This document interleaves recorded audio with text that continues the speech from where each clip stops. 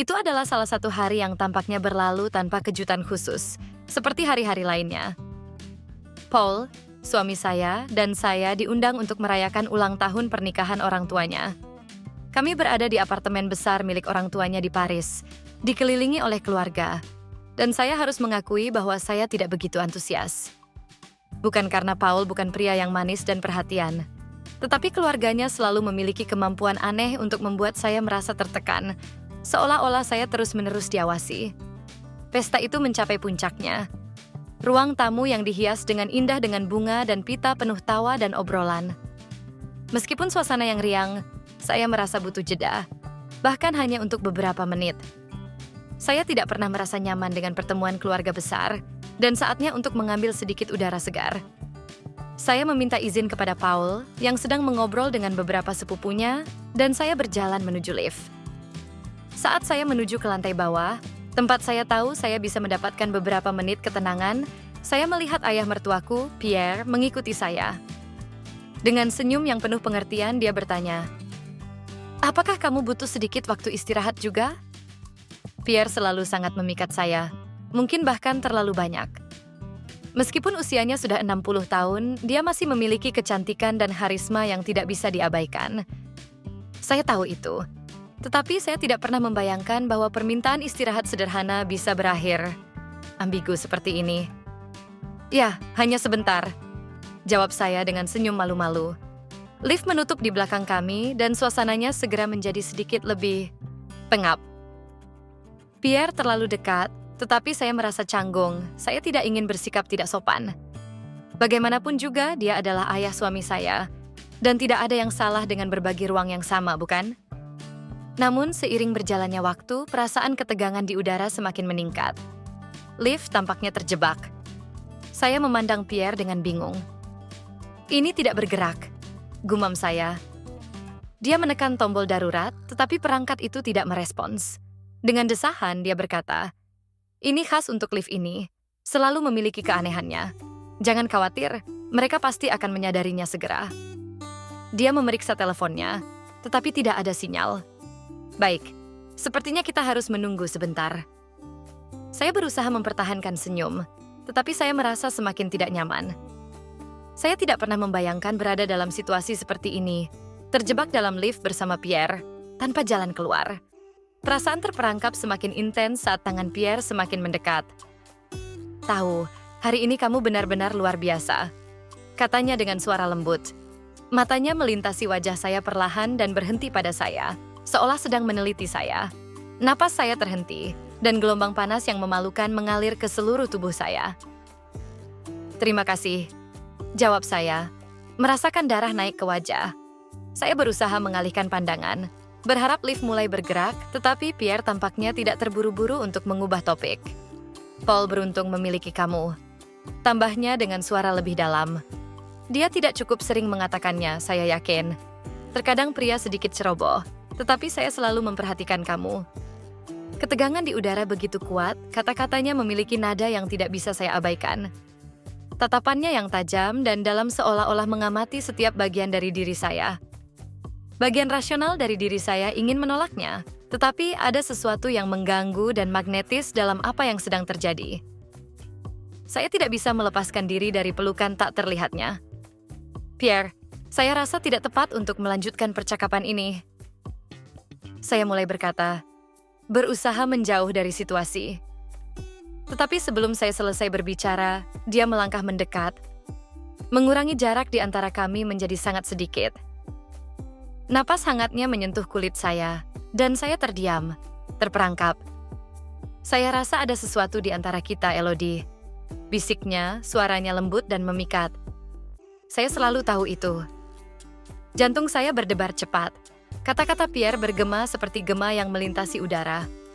Bagaimana dia bisa berani? Ayah dari suami saya, pria yang selama ini hanya saya anggap sebagai sosok yang menawan dan jauh, kini memandang saya seolah dia selalu menginginkan sesuatu yang lebih. Tatapannya yang tajam telah menempatkan saya dalam posisi yang tidak nyaman, dan saya tidak tahu bagaimana harus bereaksi. Ketegangan antara kami begitu terasa, seperti tali yang tegang siap untuk putus. Jantung saya berdegup kencang di dada, tetapi di sisi lain, bayangan kebingungan dan rasa ingin tahu meresap dalam diri saya. Bagaimana bisa saya begitu terdiam dalam situasi yang seharusnya sederhana, hanya pertemuan kebetulan yang biasa di lift? Namun, semuanya terasa berbeda. Kehadirannya yang begitu dekat, tatapannya yang begitu intens, membuat saya kehabisan napas. Saya tidak tahu apa yang harus dilakukan, saya tidak tahu apa yang harus saya katakan. Pierre, dengan ketenangannya yang mematikan, sedang meragukan setiap keyakinan saya. Pria yang selalu saya lihat sebagai sosok ayah, seorang pria yang tampaknya selalu begitu terhormat, kini bersikap sangat berbeda. Tetapi apa yang ada di balik sikap itu? Apakah itu hanya krisis saraf, saat kelemahan, atau Pierre benar-benar mencari sesuatu yang tidak pernah bisa saya bayangkan? Saya rasa kamu tidak tahu apa yang kamu katakan. Jawab saya, mencoba menguasai situasi. Tetapi suara saya bergetar, dan rasa takut yang sedang saya coba sembunyikan semakin terlihat jelas. Pierre tersenyum, tetapi senyumannya bukan senyum seorang pria yang sedang bercanda. Itu adalah senyum yang tampaknya menyampaikan sebuah rahasia yang dibagikan, suatu pengertian yang saya tidak pernah coba untuk bangun.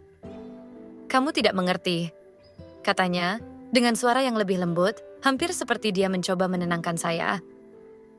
Terkadang, hidup membawa kita ke situasi yang tak terduga, Elodie. Dan saya rasa ini salah satunya.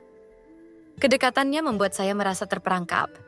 Pintu lift tampak jauh, seolah-olah itu adalah dunia yang terpisah dari ruangan sempit dan pengap ini. Suasana menjadi tak tertahankan.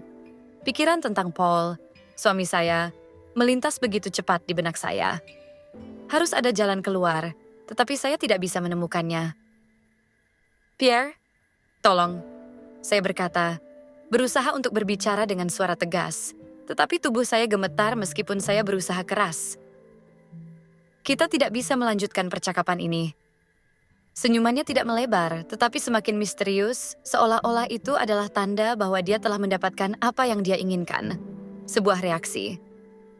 Seperti dia tahu bahwa saya akan takut, bahwa saya akan mencoba menghentikannya, tetapi itu tidak akan cukup. Tangannya, dengan gerakan lembut, menyentuh lengan saya.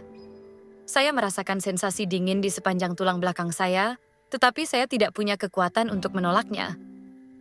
Saya tidak tahu lagi apa yang sedang terjadi, atau bagaimana saya bisa keluar dari sini.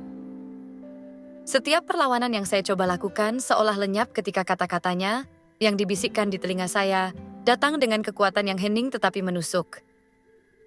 Tidak ada yang perlu kamu malu, Elodie, katanya, napas hangatnya di kulit saya. Kamu tidak sendirian merasakannya. Saya tahu kamu juga merasakannya, ada sesuatu di antara kita. Kamu tidak perlu takut. Pada saat itu, seluruh tubuh saya kaku. Kata-katanya telah mengguncang saya sampai ke dasar, tetapi ada bagian dari diri saya yang tidak bisa menafikan perasaan kebingungannya. Cengkraman yang menyakitkan yang mengikat hati saya. Sepertinya mustahil, tetapi di kedalaman pikiran saya yang paling tersembunyi, saya tidak bisa menghindari bertanya apakah, untuk sesaat, saya benar-benar tertarik padanya. Saya terdiam, napas saya terengah-engah, tidak bisa memberi jawaban. Pierre tidak berhenti menatap saya, dan cahaya di matanya seperti jebakan yang tidak bisa saya hindari. Saya tidak tahu bagaimana menghentikan spiral perasaan ini yang terus berkembang di dalam diri saya. Elodie, bisiknya lagi, lebih dekat, seolah-olah berusaha membuat saya merasa aman, seolah-olah dia ingin membuat saya percaya bahwa semuanya terkendali. Tetapi tidak demikian. Setiap serat tubuh saya berteriak bahwa saya sedang membuat kesalahan besar, tetapi saya tidak bisa bergerak, tidak bisa melarikan diri. Pintu lift tidak terbuka, dan satu-satunya suara yang mengisi udara adalah napas kami yang ragu-ragu, terjepit di antara godaan dan kenyataan.